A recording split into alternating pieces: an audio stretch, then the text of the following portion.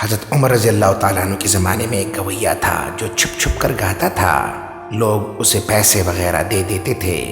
جب بوڑھا ہو گیا تو آواز ختم، کھانا پیسہ ختم.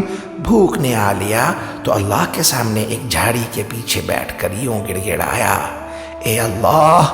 جب آواز تھی تو لوگ سنتے تھے، اب سب نے چھوڑ دیا. یا اللہ ضعیف ہوں، میری مدد فرما.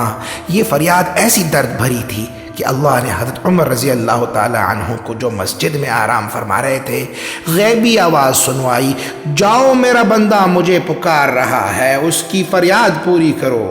حضرت عمر رضی اللہ تعالی عنہ ننگے پیر دوڑے تو جھاڑی کے عقم میں بزرگ کو گڑ گڑاتے سنا. حضرت عمر رضی اللہ تعالی عنہ پر نظر پڑی تو بزرگ دوڑے، فرمایا رک جاؤ، بیٹھ جاؤ. بزرگ نے گھبراتے ہوئے پوچھا، تمہیں یہاں کس نے بھیجا ہے؟ فرمایا، جس ذات کو تم پکار رہے تھے اسی نے بھیجا ہے. بزرگ نے آسمان پر نگاہ ڈالی، اے اللہ میں نے 70 سال تجھے یاد نہ کیا اور نافرمانی کی، اور جب یاد کیا تو پیٹ کی خاطر، پھر بھی تو نے لبیک کہا.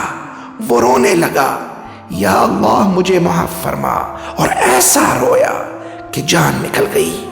حضرت عمر رضی اللہ تعالیٰ عنہ نے خود اس کی جنازہ پڑھائی. سبحان اللہ.